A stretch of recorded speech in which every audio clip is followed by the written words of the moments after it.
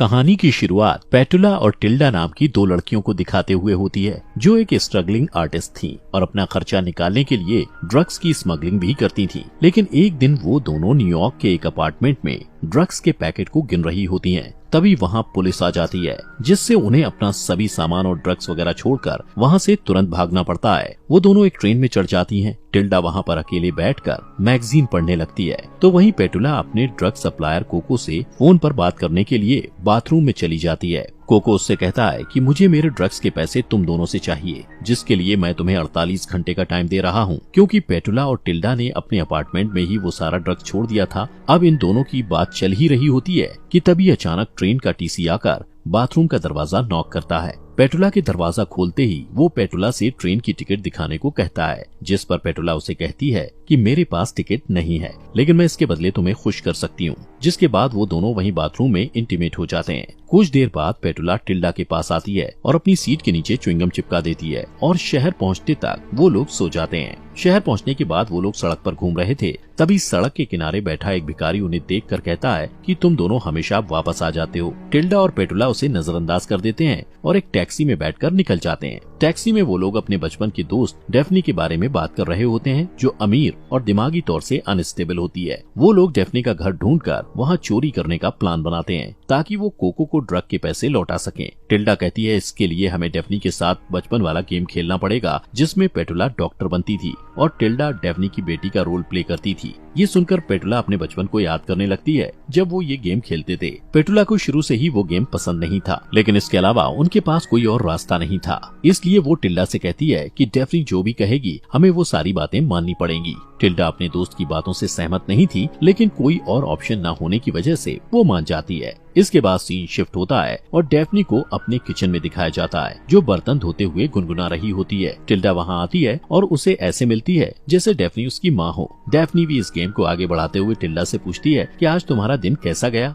Tilde कहती है कि आज हमें स्कूल से जल्दी छुट्टी मिल गई और अब मुझे भूख लग रही है। डेफनी उसकी तरफ देखती है और फिर खाना बनाने लगती है। दूसरी तरफ पेटुला बाहर डॉक्टर बनके तैयार होती है। वो अपने सेल फोन को मेल बॉक्स में डाल देती है। इस गेम को खेलने के 3 रूल्स होते हैं। पहला, सबको गेम खेलना होगा। दूसरा, बाहर का कोई भी आदमी इस गेम में अलाउड नहीं होगा। और तीसरा, कोई भी इस गेम को बीच में छोड़कर नहीं जा सकता। सीन शिफ्ट होकर फिर से किचन में आ जाता है और डेफनी टिल्डा के लिए सैंडविच बनाकर सर्व करती है। तभी वो अचानक टिल्डा का हाथ पकड़कर कहती है कि तुम्हारे नाखून कटे हुए नहीं हैं और कितने गंदे हैं। डेफनी टिल्डा के दांत भी चेक करती है और कहती है कि डॉक्टर के पास चेकअप के लिए जाने से पहले तुम्हें ब्रश करना होगा। डेफनी जब वापस आती है तो टिल्डा को उसी पोजीशन में बैठा हुआ पाती है, इसलिए वो उसे डांटने लगती है। टिल्डा अपने नाखून काटने से मना कर देती है, जिससे डेफनी को गुस्सा आता है और वो एक कैंची से उसके नाखून काटने की कोशिश करती है कि तभी पेटुला डोरबेल बजाती है, जिससे टिल्डा बच जाती है। टिल्डा घबराकर मदद के लिए पेटुला के पास जाती है। पेटुला उसे नजरअंदाज करके एक्टिंग जारी रखने को कहती है।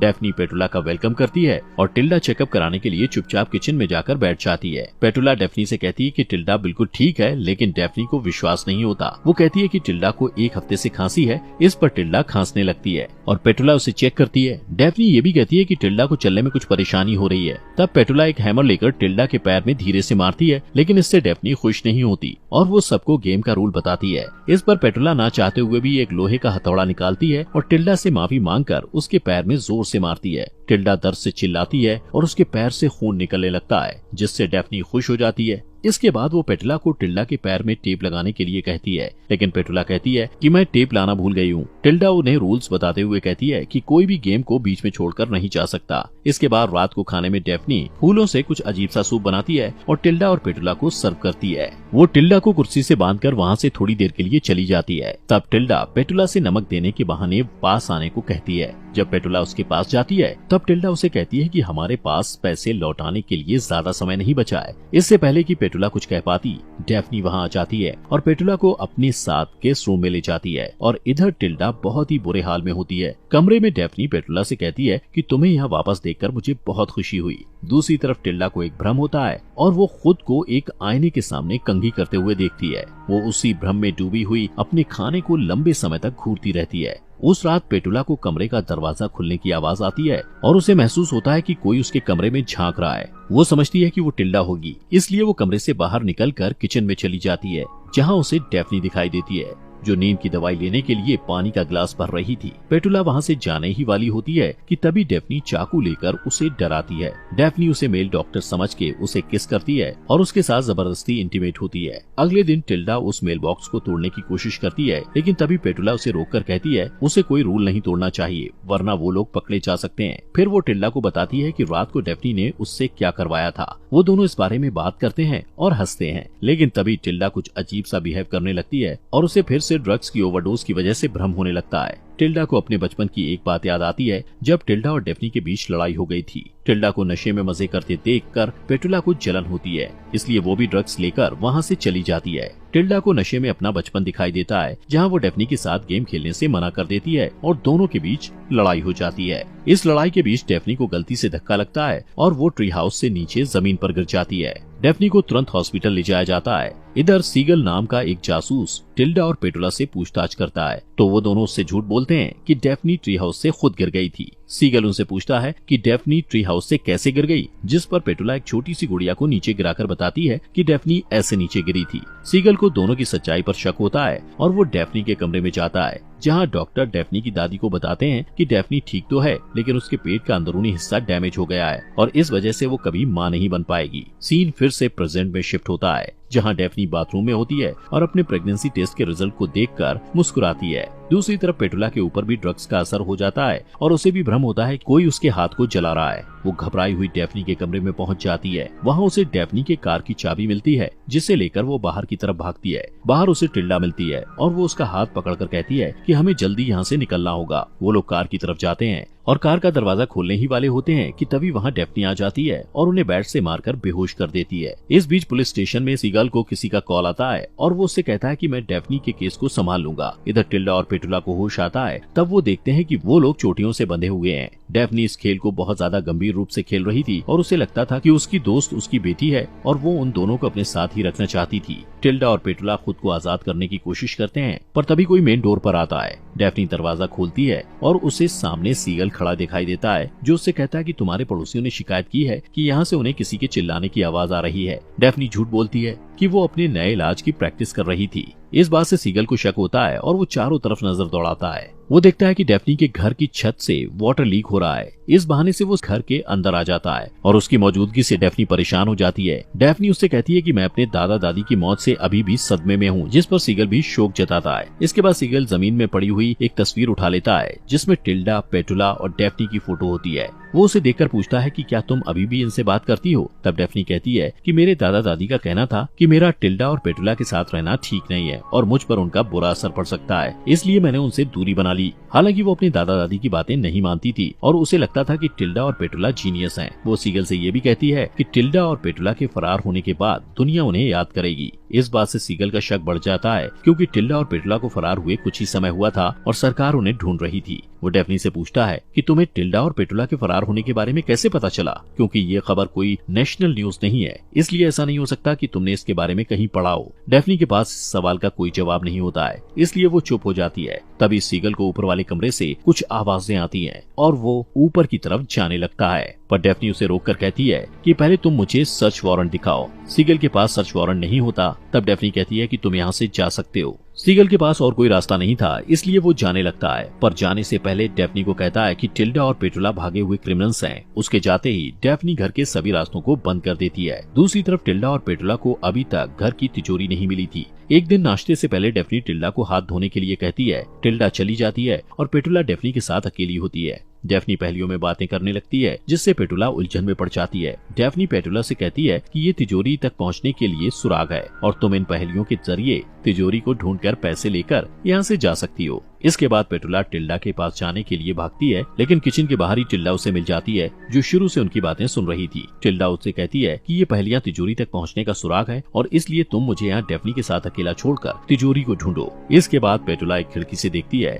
कि गजेबो यानी छत के साथ बनी हुई छोटी सी इमारत में 3 औरतों वाली एक छोटी सी मूर्ति है। जब वो उसे देखने के लिए जाती है तो मूर्ति के नीचे उसे एक पहेली मिलती है, जिसके बाद वो वापस घर में आ जाती है और घर की छत पर बने क्रैक का पीछा करते हुए कमरे में पहुंच जाती है। फिर वो कमरे के सारे पर्दे लगा देती है और उसे आईने में अगला सुराग मिलता है। इस तरह वो तिजोरी तक पहुंच जाती है और जो नंबर उसे मूर्ति, आईने और कैलेंडर में मिले थे उससे वो तिजोरी खोल लेती है। उसे पैसे मिल जाते हैं और वो बहुत एक्साइटेड हो जाती है। इसके बाद पेटुला टिल्डा के कमरे में जाती है जो अपनी डायरी लिख रही होती है। पेटुला कहती है कि अब वो लोग यहाँ से निकल सकते हैं, लेकिन टिल्डा परेशान हो जाती है क्योंकि जब भी पेटुला भागने की कोशिश करती है डेफनी उसे पकड़ लेती है। पेटुला बहुत ज्यादा एक्साइटेड होती है, इसलिए उसे टिल्डा की परेशानी नजर नहीं आती। वो कहती है कि मेरे पास यहाँ से निकलने का बहुत अच्छा प्लान है। उस रात पेटुला और टिल्डा अपना सामान लेकर डेफनी के घर से निकल जाते हैं और किसी से लिफ्ट लेने की कोशिश करते हैं, लेकिन कोई भी वहाँ नहीं रुकता। पेटुला को गुस्सा आता है और वो टिल्डा पर चिल्लाकर कहती है कि तुम मेरी बिल्कुल मदद नहीं कर रही हो। इस बात पर दोनों के बीच बहस शुरू हो जाती है और इस बीच डेफनी वहाँ आकर पेटुला को कार से टक्कर मार देती है। कुछ समय बाद पेटुला को होश आता है और वो खुद को व्हील चेयर में बंधा हुआ पाती है।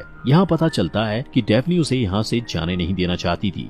डेफनी पेटुला को एक कमरे में लेकर जाती है और टिल्डा को एक पिंजरे में बंद कर देती है। वो पेटुला से कहती है कि मुझे अचानक याद आया कि कैसे मैंने अपने दादा दादी को जहर देकर मार दिया था, क्योंकि वो मुझे केयर टेकर रखने के लिए बार बार फोर्स कर रहे थे, जिससे मैं परेशान हो गई थी। उन दोनों को सजा देने से पहले वो पेटुला को एक डरावनी सी मुस्कान के साथ देखती है, जिसे देखकर टिल्डा डर जाती है। इस बीच वो भिखारी जो टिल्डा और पेटुला से पहले मिल चुका था सीगल के पास जाता है और उससे कहता है कि मैंने टिल्डा और पेटुला को कल देखा था। इस दौरान डेफनी टिल्डा और पेटुला को कहती है कि अब तुम लोग यहाँ से जा सकते हो, लेकिन पुलिस तुम्हें ढूंढ रही है। फिर वो उनका मजाक उड़ाते हुए कहती है कि तुम्हारे शरीर के निशान की वजह से सरकार तुम्हें पहचान भी नहीं पाएगी। लेकिन अचानक डेफनी को गुस्सा आ जाता है और वो दोनों को अपने बच्चे के लिए कमरा साफ करने को कहती है। टिल्डा उसे सच्चाई बताते हुए कहती है कि तुम प्रेग्नेंट नहीं हो क्योंकि तुम माँ नहीं बन सकती हो, पर डेफनी कहती है कि मैं बच्चे को अपने पेट में लात मारते हुए महसूस कर सकती हूँ। टिल्डा उससे पूछती है कि तुम्हारे बच्चे का बाप कौन है। डेफनी कहती है कि डॉक्टर इसका बाप है। ये सुनकर टिल्डा अपनी हंसी पर काबू नहीं कर पाती,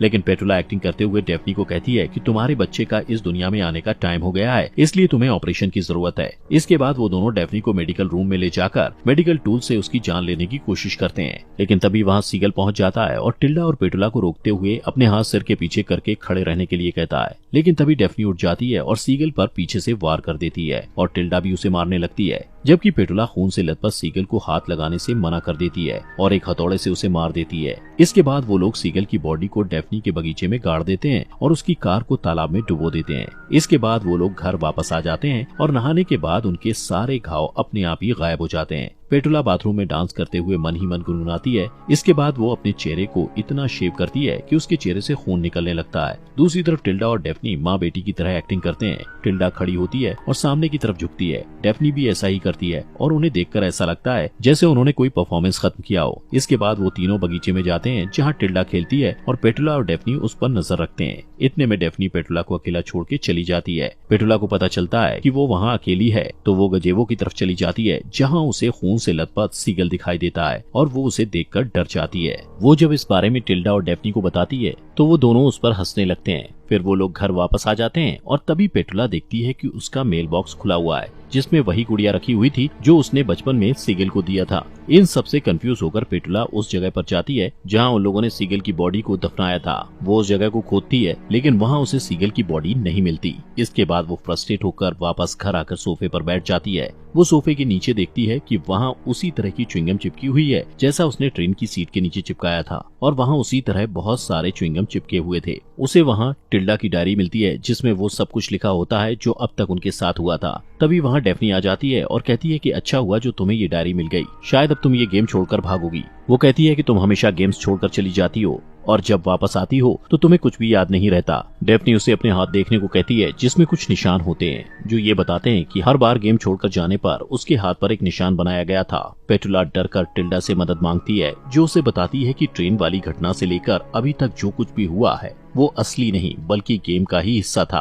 पेटुला रोने लगती है और टिल्डा उससे कहती है कि हमें ये घर छोड़कर जाने की कोई जरूरत नहीं है क्योंकि हमें जिन चीजों की जरूरत है वो सब कुछ यहाँ पर है। यहाँ सच का खुलासा होता है और टिल्डा पेटुला की तरफ हाथ बढ़ाती है जिसे पेटुला थाम लेती है। इसके बाद एक ट्रेन वाले खिलौने को दिखाया जाता है जो वही ट्रेन होती है जिसमें टिल्डा और पेटुला बैठे थे। उन तीनों को पेंटिंग करना भी बहुत पसंद होता है और वो सीगल की ड्राइंग बनाकर उसे इमेजिन करते हैं। इसका मतलब सीगल नाम का कोई जासूस असलियत में नहीं था इसके बाद वो तीनों खुदकुशी करने का फैसला करते हैं। कोई अपनी कलाई की नस काट कर, कोई छत से लटक कर, तो कोई जहर खाकर अपनी जान दे देता है। लेकिन ये सब भी उनके गेम का ही हिस्सा होता है, जहाँ उनके गेम का दूसरा राउंड खत्म होता है। सीन फिर से शिफ्ट होता है और एक बूढ़ी डेफनी को दिखाया जाता है जो गुनगुनाते हुए बर्तन धो रही होती है कि तभी कोई झुर्रियों वाला हाथ डोरबेल बजाता है। टिल्डा वहाँ आती है और डेफनी से ऐसे मिलती है जैसे वो उसकी माँ हो।